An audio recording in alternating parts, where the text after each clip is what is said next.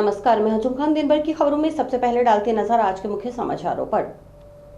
नरमा में काट का विरोध, मंडी समिति कार्यालय के सामने दिया धरना, कार्यालय के बाहर लगाया किसानों के साथ लूट करने संबंधी सूचना का फ्लैक्स। दीपावली से पहले आरटीई का दूसरी किस्त का भुगतान, भौतिक सत्यापन का पूर्ण रूप से बहिष्कार करने की दी चेतावनी।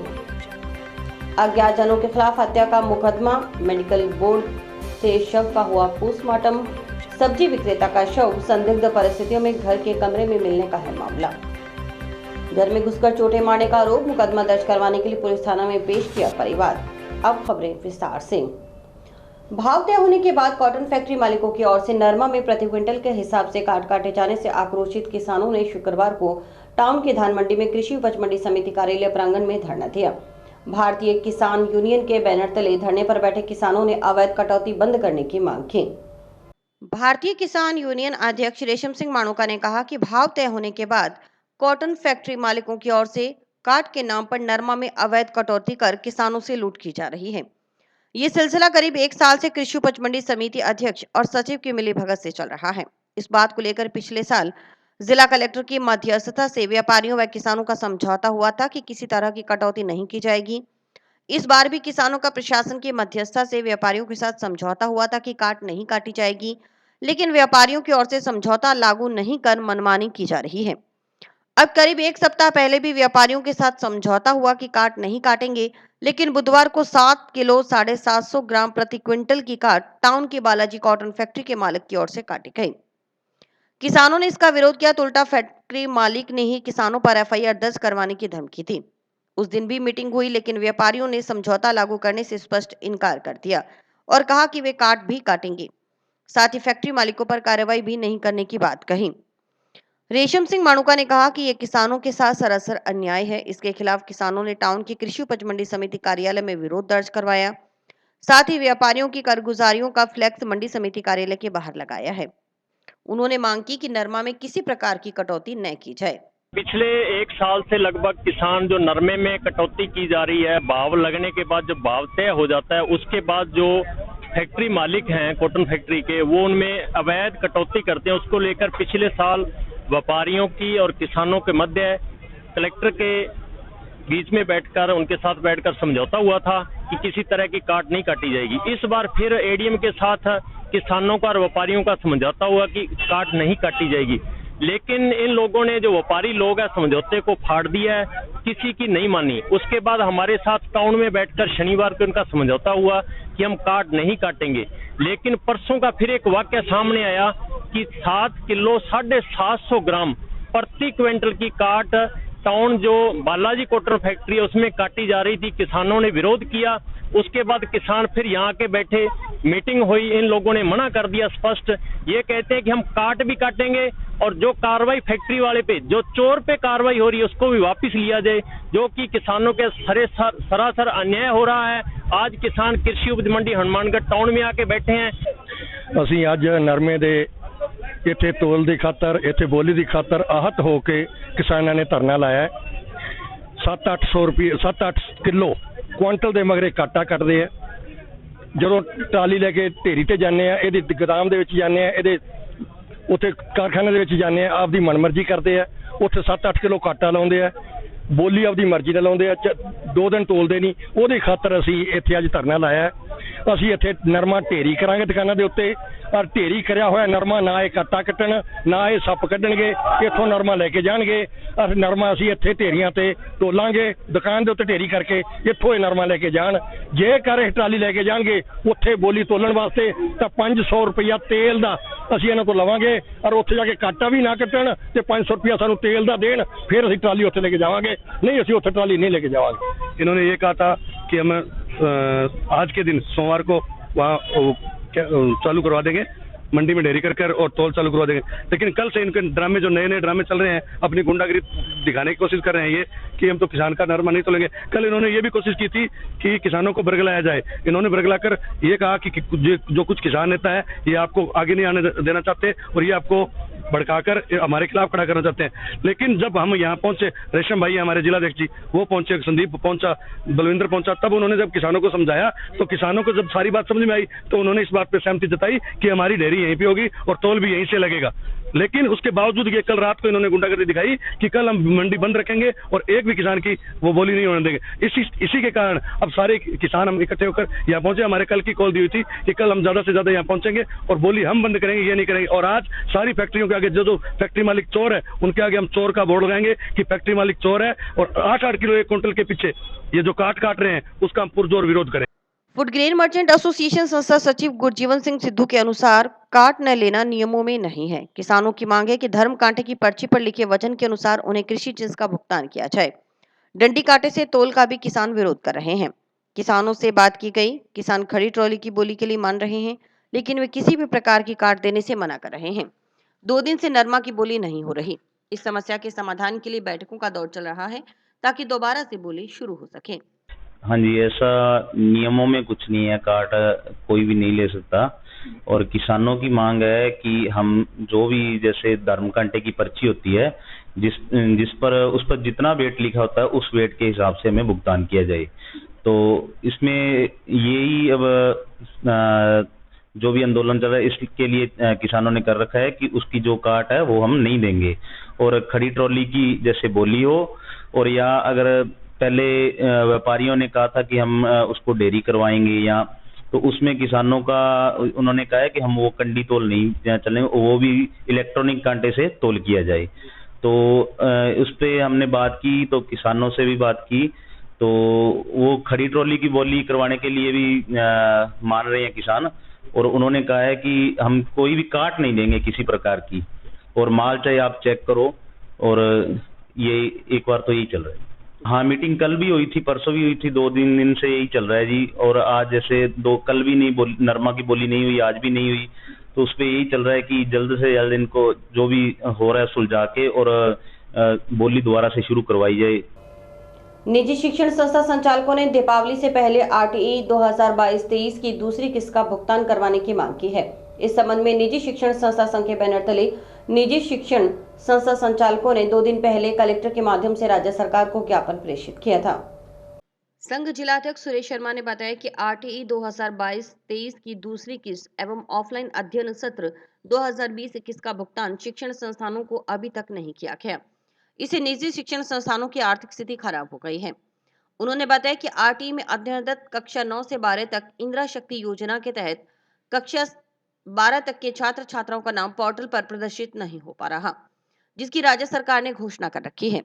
इस संबंध में निदेशक की ओर से आदेश भी जारी किए गए हैं कि इन बच्चों को पोर्टल से जोड़ा जाए ताकि कक्षा 9 से 12वीं तक के छात्र छात्राएं लाभान्वित हो सकें। सुरेश शर्मा ने बताया कि नव प्रवेशित बच्चों का प्रवेश आधार रसीद के आधार पर भी हुआ है, जो कि इतने कम समय में आधार अपडेशन आधार एजेंसी से नहीं हो पा रहा। उन्होंने मांग की है कि निजी शिक्षण संस्थाओं का भुगतान 30 अक्टूबर तक करवाकर शिक्षण संस्थानों को राहत प्रदान की जाए। आधार अपडेशन की बाध्यता को इतनी जल्दी लागू नहीं कर, इसके लिए कम से कम 3 माह का समय दिया जाए। उन्होंने कहा कि दीपावली ऐसा पर्व है जब सभी बड़ी आशा रखते हैं कि उन्हें भुगतान मिले। स्कूल एसोसिएशन हनुमानगढ़ के पदाधिकारियों ने परसों जिला कलेक्टर महोदय को मुख्यमंत्री महोदय के नाम ज्ञापन सौंपा है। शिक्षा सचिव, डायरेक्टर, डीओ सभी को मेल करके ये निवेदन किया है कि हमारी आरटी की जो किस्त है 2022-23 पिछले साल की, उसका भुगतान आज तक नहीं हुआ है, जो कि नियम के अनुसार मार्च में अप्रैल में हो जाना चाहिए था दूसरी किस्त का भुगतान। इसी आधार पर हम लोगों ने अभी इन्होंने दूसरे 23-24 के इंस्पेक्शन के लिए भौतिक सत्यापन के लिए आदेश जारी कर दिए। दूसरी 23-24 के लिए भौतिक सत्यापन करवा रहे हैं। 22-23 की सेकंड किस्त का भुगतान नहीं हुआ है। इसके लिए प्राइवेट स्कूल एसोसिएशन ने निर्णय लिया कि हम अगर 30 तारीख तक हमारा ये भुगतान होना चाहिए, इसीलिए हम 30 तारीख तक बैन कर रखा है कि हम अपना कोई इंस्पेक्शन नहीं कराएंगे। लोगों का ऑफलाइन का पैसा बकाया है, 20-21 के पैसे बकाया हैं, 19-20 के पैसे बकाया हैं। इंदिरा शक्ति का जो राज्य सरकार ने पिछले साल की किस्तें हैं, बच्चियों को पढ़ाने के जो आदेश दिए थे, उनका अभी तक पैसा नहीं मिला। आरटी के अंदर जो 8वीं पास करके बच्चे गए हैं वो 9th क्लास में एडमिशन ले रहे हैं। उन बच्चों को, लड़कियों को तो पहले इंदिरा शक्ति के द्वारा पेमेंट सरकार कर रही थी और इस सत्र में लड़कों को भी उन्होंने आवेदन करने पर भुगतान करने का कहा है। लेकिन सबसे बड़ी समस्या ये आ रही है कि जो बच्चों के जन आधार है वो माँ बाप ने बनाए हुए हैं, उनमें तो मिस्टेक्स हैं, आधार कार्ड में मिस्टेक्स हैं। तो जब तक वो अपडेशन नहीं होता, एक बच्चे का आधार कार्ड अपडेशन कराते हैं तो उससे कम 15-20 दिन का समय लगता है और वो आधार कार्ड पोर्टल आरटी पोर्टल पर चढ़ाते हैं तो वो अपडेशन होता नहीं है। तो कम से कम 10-15 दिन तो आधार कार्ड में अपडेशन में लग जाता है और उस आधार पर जन आधार के अंदर भी अभिभावकों को कहते हैं वो उसमें परिवर्तन कराते हैं तो उसमें भी टाइम लगता है। तो ये एक समस्या आ रही है सभी स्कूलों में जो आरटी में फ्री बच्चे पढ़ रहे हैं। तो एक तो ये समाधान होना चाहिए, इसमें स्कूलों को थोड़ा टाइम देना चाहिए ताकि, या इसमें स्थिरता देनी चाहिए ताकि ये समय के अंदर काम हो सके। दूसरी बात है कि चुनावों का भी टाइम है और पैनल का है वो जल्दी करवा रहे हैं तो उसमें थोड़ी समय बढ़ाना चाहिए ताकि आराम से, या दिवाली के बाद में पैनल हो जाएं तो ये थोड़ा स्कूलों के लिए बढ़िया रहेगा कि बच्चे भी अपने माता पिता के साथ में बाहर चले जाते हैं त्योहार के कारण। तो ये थोड़ी समस्या आ रही है। आबकारी विभाग की ओर से आगामी विधानसभा चुनाव 2022-23 के मद्देनजर पिछले 2 दिनों में 4350 लीटर लाहन और 11 कच्ची भट्टियां नष्ट करवाई हैं। विभाग की ओर से लगातार हथकढ़ शराब बनाने के स्थानों पर रेड मारकर लाहन और भट्टियां नष्ट करने के अलावा मुकदमे दर्ज किए जा रहे हैं। हनुमानगढ़ एवं संग्रिया वृत्त के आबकारी निरीक्षक पवन कुमार रेगर ने बताया कि आगामी विधानसभा चुनाव 2023 के मद्देनजर आबकारी आयुक्त उदयपुर के निर्देशानुसार अवैध शराब की काशिदगी, वितरण और भंडारण के संबंध में जिला आबकारी अधिकारी संजीव पटवारी के निर्देशन में पिछले दिनों में बड़ी कार्रवाई की गई है। आबकारी निरोधक दल व आबकारी निरीक्षक वृत्त की ओर से विगत दिनों में डबलीवास, मौलवी, मुंडा, किशनपुरा, खुंजा, छानीबड़ी, मक्कासर और अमरपुरा थेड़ी क्षेत्र में रेड गश्त कर करीब 4350 लीटर राहन नष्ट किया गया। साथ ही 11 कच्ची भट्टियां नष्ट की गई। इसी क्रम में 2 अभियोग भी दर्ज किए गए। आगे भी निरंतर अवैध हथकढ़ और अवैध शराब के खिलाफ विभाग की कार्रवाई जारी रहेगी। किसी भी प्रकार की अवैध शराब की गतिविधि की सूचना विभाग के टोल फ्री नंबर 01552 222 088 पर दी जा सकती है। सूचना पर तुरंत कार्रवाई की जाएगी। उन्होंने बताया कि शराब ठेकेदारों को भी पाबंद किया गया है कि वे नियमों के अनुसार दुकानों का संचालन करें। विधानसभा चुनाव 2023 के मद्देनजर श्रीमान आबकारी आयुक्त महोदय उदयपुर के निर्देशानुसार अवैध शराब की कशीदगी, वितरण एवं भंडारण के संबंध में श्रीमान जिला आबकारी अधिकारी हनुमानगढ़ श्री संजीव पटवारी जी के निर्देशन में विगत दिनों में बड़ी कार्रवाई की जा रही हैं। इनमें आबकारी निरोधक दल एवं आबकारी निरीक्षक वर्त द्वारा विगत 2 दिनों में गांव डबलीबास, मौलवी, मुंडा, किशनपुरा, खुंजा, छानीबड़ी एवं मक्कासर एवं अमरपुरा थेड़ी क्षेत्र में रेड गश्त कर तकरीबन 4350 लीटर लाहन नष्ट की गई है और 11 कच्ची भट्टियां साथ में नेस्तनाबूद की गई है। इसी क्रम में 2 अभियोग दर्ज किए गए हैं और इसी क्रम में आगे भी निरंतर अवैध हथकढ़ और अवैध शराब के प्रति विभाग की कार्रवाई निरंतर जारी रहेगी और ऐसी किसी प्रकार की अवैध शराब की गतिविधि की सूचना हमारे टोल फ्री नंबर 01552 222 088 पर सूचना देकर की जा सकती है, जिस पर तुरंत ही कार्रवाई की जाए। टाउन में जंक्शन रोड पर अनियंत्रित हुई एक जीप 2 कारों को टक्कर मारते हुए विद्युत पोल से जा टकराई। विद्युत पोल को टकराते ही जीप रुक गई। चालक जीप छोड़ मौके से भाग गया। गनीमत रही कि जिस विद्युत पोल से जीप टकराई उससे 11,000 वोल्टेज की विद्युत तार जा रही है। इससे बड़ा हादसा होने से टल गया। हालांकि जिन कारों में जीप टकराई वह काफी क्षतिग्रस्त हो गईं। प्रत्यक्षदर्शियों ने बताया कि शुक्रवार की दोपहर करीब 1 बजे एक जीप जंक्शन की तरफ से टाउन मार्ग पर आई। मारुति मोटर्स व भारत गैस एजेंसी कार्यालय के सामने पहुंचने पर यह जीप आगे जा रही 2 कारों में जा भिड़ी। कारों से टकराने से आंतरिक हुई जीप सड़क किनारे लगे विद्युत पोल से टकराकर रुक गई। टक्कर लगने से विद्युत पोल तारों के सहारे सड़क की तरफ झुक गया। गनीमत रही कि उस समय सड़क से गुजर रहे अन्य वाहनों पर पोल नहीं गिरा, अन्यथा करंट प्रवाहित होने से बड़ा हादसा हो सकता था। इस दौरान जीप का चालक मौका पाकर वाहन को छोड़कर भाग गया। जीप की टक्कर लगने से कारों का पिछला हिस्सा क्षतिग्रस्त हो गया। सूचना मिलने पर टाउन थाना से पुलिसकर्मी मौके पर पहुंचे। वहीं मौके पर पहुंचे विद्युत विभाग के कर्मचारियों ने बिजली सप्लाई बंद करवा क्षतिग्रस्त विद्युत पोल को बदलने का कार्य शुरू किया। लगभग 2 घंटे पहले ये घटना हुई है जी। लगभग 1.5-2 घंटे पहले हुई है। 1 बजे घटना हुई है ये सारी। ये चलती गाड़ी जीप का बैलेंस बिगड़ गया, जिसके कारण खड़ी गाड़ी के अंदर जीप लगी। सबसे बड़ी बात, चलो ये नुकसान जो हुआ, लेकिन किसी बंदे के चोट नहीं लगी, इसलिए काफी खंबे के अंदर भिड़ गई, खंबा टूट गया। ये तीन गाड़ी भिड़ी है। हाँ जी, हाँ जी। नहीं चोटें नहीं आई, ये बचत होगी जी। सूचना पोल टूटने की मिली थी ना मानगढ़ जस्टिन रोड पे। यहाँ के देखा जीप लगी हुई थी पोल के अंदर, पोल टेढ़ा हुआ पड़ा था। मौके के अधिकारी बोले पोल लगाना है हमको, और हमने कार्य शुरू कर दिया। आप हो रहा है करीबन 2-2.5 घंटे से।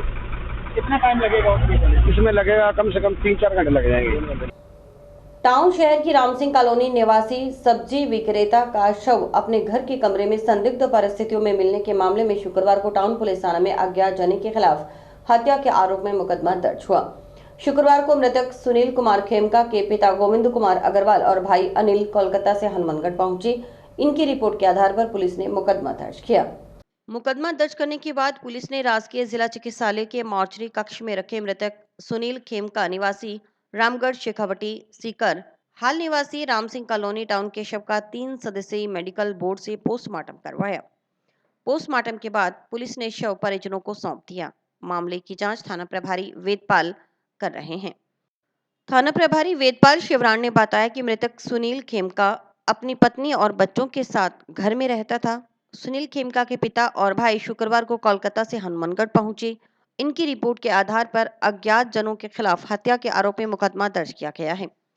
अनुसंधान जारी है। अनुसंधान के अनुसार आगामी कार्रवाई की जाएगी। गौरतलब रही कि राम सिंह कॉलोनी में बुधवार गुरुवार मध्यरात्रि की सब्जी विक्रेता सुनील खेमका अपने मकान के कमरे में संदिग्ध अवस्था में मृत अवस्था में मिला। मृतक के गले में एक दुपट्टा अलमारी से बंधा था। शरीर पर धारदार हथियार की चोटों के निशान थे, साथ ही खून निकला हुआ था। इससे पुलिस प्रथम दृष्टया मामले को संदिग्ध मानकर जांच कर रही है। ये हनुमानगढ़ टाउन थाना क्षेत्र में राम सिंह कॉलोनी है, उसमें कल हमें सुनील कुमार खेमका अपने कमरे के अंदर मृत अवस्था में मिले थे, जिसकी सूचना पे मैं थानाधिकारी भी पहुंचा था, एडिशनल साहब भी आए थे और सीओ साहब भी आए थे, मौके का विजिट किया। कुछ परिस्थितियां हमें डाउटफुल सी लगी, इसलिए इन टीमों को FSL team MOB dog squad को भी हमने बुलाया था। इसके बाद चूंकि इसके सुनील कुमार खेमका ये अपनी पत्नी और बच्चों के साथ ये रहता था, इसके जो परिजन हैं वो कोलकाता, इसके जो पिता हैं और इसका जो भाई है अनिल, वो कोलकाता से अब आ गए हैं।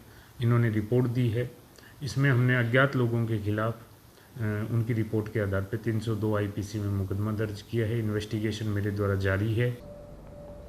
चिल्ड्रन नोट को ठगी करने के उद्देश्य से काम में लेने वाली गैंग से जुड़े विधि से संघर्षरत एक बालक को टाउन थाना पुलिस ने शुक्रवार को निरुद्ध किया। निरुद्ध किया गया बालक इस गैंग का सक्रिय सदस्य है।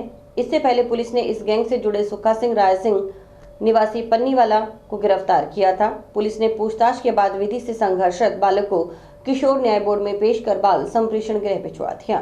बीकानेर पुलिस से हमें इनपुट मिला था कि कुछ युवक हैं हनुमानगढ़ के अंदर, वो ठगी के उद्देश्य से नकली नोट भी मार्केट में चलाना चाह रहे हैं। इस प्रकार का हमें इनपुट मिला था। तब हमारे एसपी साहब ने हमें निर्देशित किया था ये गैंग कौन है और ये किस प्रकार काम कर रही है। इस आधार पे आगे बढ़ने का डायरेक्शन था एसपी साहब की तरफ से। फिर हमारे द्वारा दिनांक 16 तारीख को धान मंडी के पास की बिल्डिंग जो किराए पे ले रखी थी कुछ लड़कों ने, वहाँ इनकी एक्टिविटी संदिग्ध लगी थी, जिस पर सुखा सिंह जो कि टिब्बी का रहने वाला है, उसके पास से जो चिल्ड्रन नोट है हमने बरामद किए थे बड़ी संख्या के अंदर, लगभग 29 लाख के लगभग। और जब इन्वेस्टिगेशन किया तो इन्वेस्टिगेशन में सामने आया कि ये ऊपर और नीचे नोट लगा के बातों में उलझा के भोले भाले लोगों को हर प्रकार से ठगी ये किया करते थे और अपने को लाभ पहुंचाते थे। इसी क्रम में आज हमारे द्वारा एक अन्य जो इस गैंग का एक सदस्य है, सक्रिय सदस्य, उसको हमारे द्वारा आज डिटेन किया गया है। कुछ जनों पर रात्रि के समय घर में घुसकर मारपीट कर चोटें मारने का आरोप लगाते हुए आनंद विहार कॉलोनी निवासी विमला गुरुवार को इस संबंध में दर्ज मुकदमे में कार्रवाई की मांग को लेकर जंक्शन थाना पहुंची थी। विमला सोनी पत्नी ठाकराराम सोनी निवासी आनंद विहार कॉलोनी जंक्शन ने बताया कि उसने विजय पेशवानी के खिलाफ धोखाधड़ी सहित कई मुकदमे पूर्व में दर्ज करवा रखे हैं। मामले में बीती रात विमला के साथ मारपीट हुई। उसके बाद विमला इलाज के बाद कलेक्टर से मिली और मारपीट करने वालों के खिलाफ कार्रवाई की मांग करते हुए जानमाल की सुरक्षा की मांग कलेक्टर से की।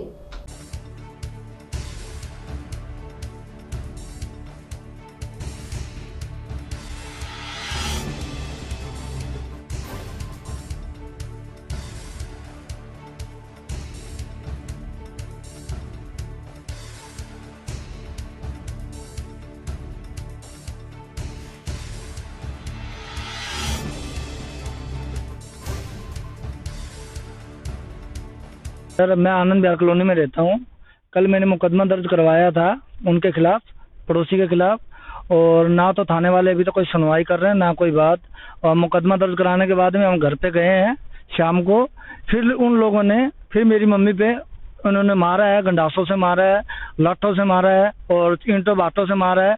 और ये मेरी मम्मी के चोटों के निशान देखो कैसे कैसे लग रही है।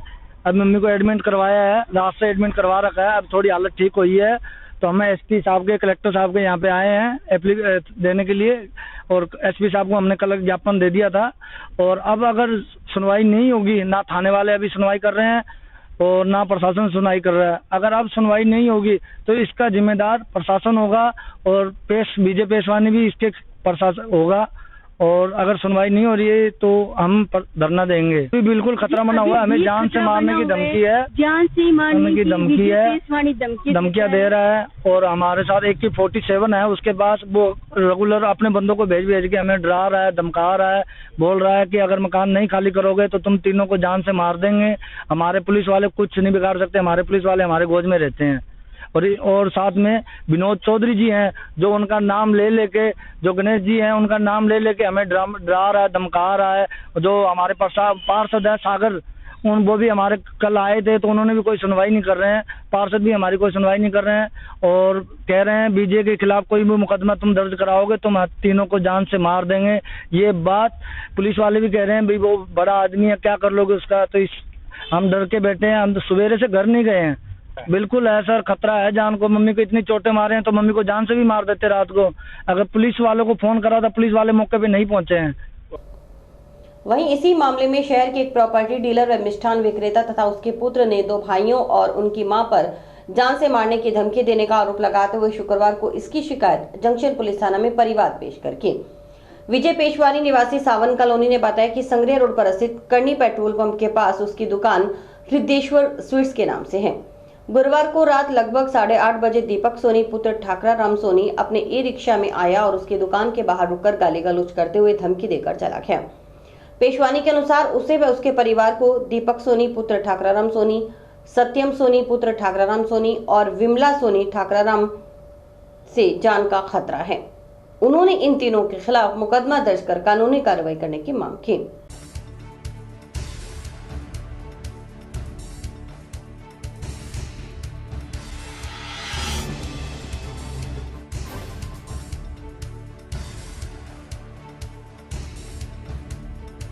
सत्यम सोनी, दीपक सोनी, 3 जने हैं। पीछे कहाँ से आए हैं, कहाँ का आधार कार्ड है, कहाँ की आईडी नहीं पता। आनंद विहार कॉलोनी में एक रणवीर कुमार के नाम से मकान उस पर कब्जा कर रखा है और पूरे मोहल्ले में आतंक मचा रखा है। कभी कुल्हाड़ी निकाल देते हैं, कभी गंडा से निकाल देते हैं, कभी किसके मार देते हैं, कभी किसके मार देते हैं। और पिछले कई दिनों से मेरे खिलाफ कितने उन्होंने मुकदमे करवा दिए।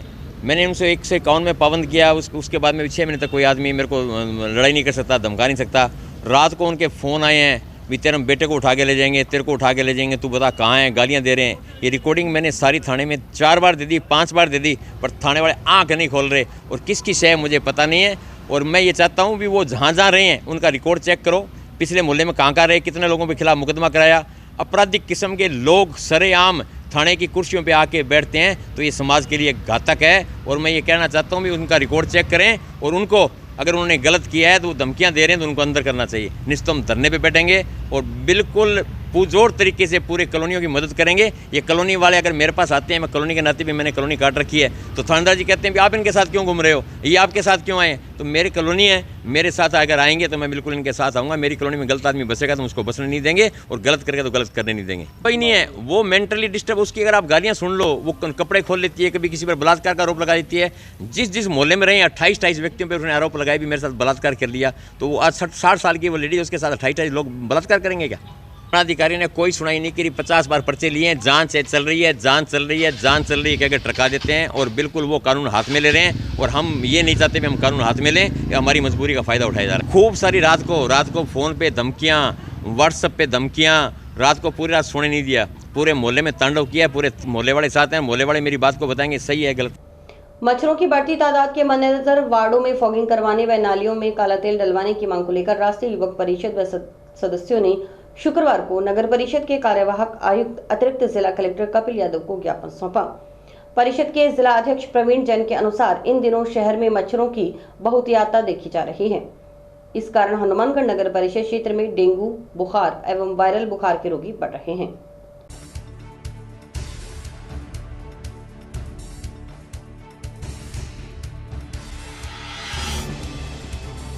शहर में डेंगू के कारण से हॉस्पिटल में मरमार हो रही है, मलेरिया और डेंगू के कारण से मरमार हो रही है। इसके लिए हमें ज्ञापन देना है नगर परिषद के प्रशासक को, जिसका चार्ज आजकल एडीएम साहब के पास है, जिसमें हमने ये लिखा है कि सभी नगर पालिका की जो नालियां में काला तेल डाला जाए और काला तेल डालते टाइम जिसके घर पे काला तेल उसे साइन करा के पुष्टि की जाए काला तेल डाल दिया है। दूसरा हमने फॉगिंग मशीन के लिए कहा है, फॉगिंग एक नहीं 4-4, 5 घुमाई जाए, जिससे मच्छरों का प्रकोप खत्म हो और लोगों को राहत मिले।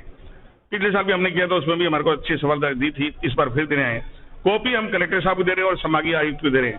सफाई है, लेकिन ये काला तेल जो है ना नालियों में डालने से जो मच्छर पनप रहे हैं उससे मर जाते हैं मच्छर, और फॉगिंग मशीन से जो हवा में मच्छर फिरते हैं वो समाप्त हो जाते हैं। नगर परिषद तो कह रही है फॉगिंग मशीन हम लगातार करा, अभी हमारे अध्यक्ष में कोई भी अभी नगर परिषद फॉगिंग मशीन नहीं है, अभी तक ना काला तेल डला है। पिछले साल जरूर डाला था, हम शाबाशी देते इस बात की। पिछली बार अपने गणेश जी ने और अच्छा हमारा सहयोग किया था।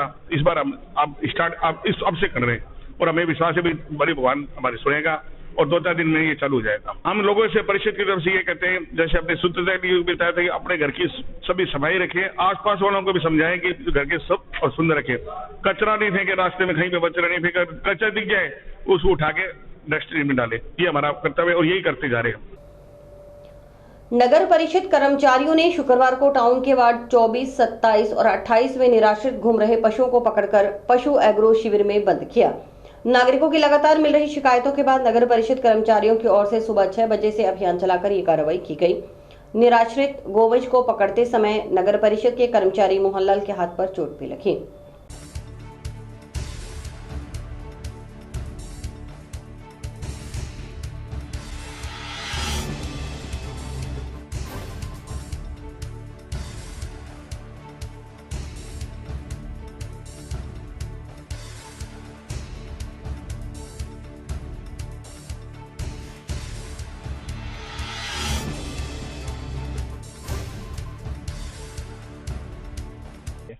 हम जी नगर परिषद कर्मचारी हैं और कार्यवाहक संस्था इंचार्ज में 24, 27, 28 का, जो कि लोगों द्वारा शिकायतें मिल रही थी पशुओं की, जो आम जनता को किसी को चोटें पहुंचाते थे।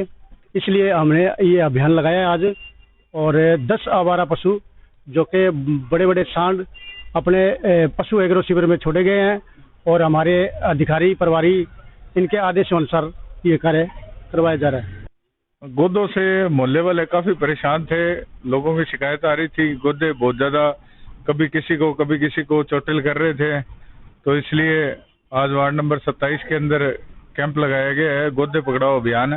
तो इसके अंदर शंकर जी और अपने सभी कर्मचारी हैं, जो बुद्धराम जी हैं, जमादार जी, और सभी बड़ी मेहनत से अपनी जान पर खेल के इन गोदों को पकड़ रहे हैं और इनका बहुत ही बढ़िया सहयोग रह रहे हैं कि गोदे के अंदर क्या है कि बहुत ज्यादा परेशानी हो रही है लोगों को, हर किसी को चोटिल कर रहे हैं, ये दिन ब दिन शिकायतें सुनने को मिल रही है, इसलिए ये अभियान लगाया गया। मेरा नाम मोहनलाल है, नगर परिषद का कर्मचारी हूँ।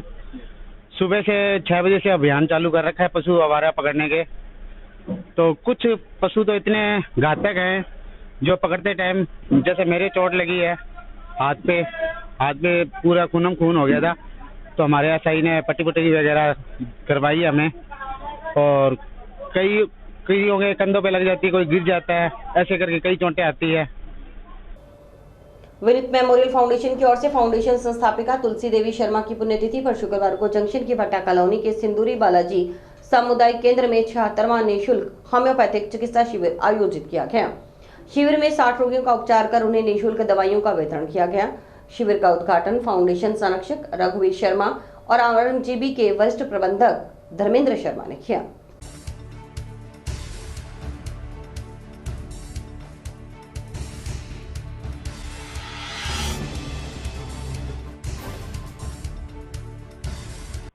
होम्योपैथिक चिकित्सा के प्रसार प्रसार में हमारी संस्था पिछले 24 सालों से लगी हुई है। उसी के क्रम में आज हमारी संस्था के संस्थापिका स्वर्गीय श्री तुलसी देवी शर्मा के पुण्यतिथि के अवसर पर ये कैंप रखा गया। यह हमारी संस्था 76वां निःशुल्क कैंप है जी। इससे पहले हमारे द्वारा विभिन्न स्थानों पर गांव में भी काफ़ी कैंप लगाए जा चुके हैं। इस कैंप में आज हमारे 60 जो मरीज हैं आए, उनका उपचार हुआ, उनको निःशुल्क दवाइयाँ दी गई और उनके आगे के लिए उनको समझाया गया, गाइड किया गया स्वास्थ्य के प्रति कैसे अपना रहना है। आज ज़्यादा चर्म रोग और एक कैंसर का भी था और ज़्यादातर खून की कमी, औरतों में जो खून की कमी के है ना, वो सिम्टम्स ज़्यादा आए हैं आज। तो पहले भी हमारे कैंपों में क्यों जो हमारे कैंप में आ रहे हैं वो निर्धन जो श्रेणी के लोग हैं वो ज़्यादा हैं। नवरात्रा महोत्सव के तहत आपाला स्कूल ऑफ एजुकेशन नोहर द्वारा गरबा नाइट कार्यक्रम का आयोजन किया गया। महोत्सव के 5वें दिन की शुरुआत श्री राम वाटिका में काशी के प्रसिद्ध हर्ष मिश्रा द्वारा महाआरती से की गई। आपाला स्कूल के बच्चों द्वारा गरबा की शानदार प्रस्तुतियां दी गई। इसके अलावा अलग अलग कार्यक्रमों में बच्चों ने एक से बढ़कर एक प्रस्तुतियां दी। SDM सत्यनारायण सुथार ने सपत्नीक महाआरती की।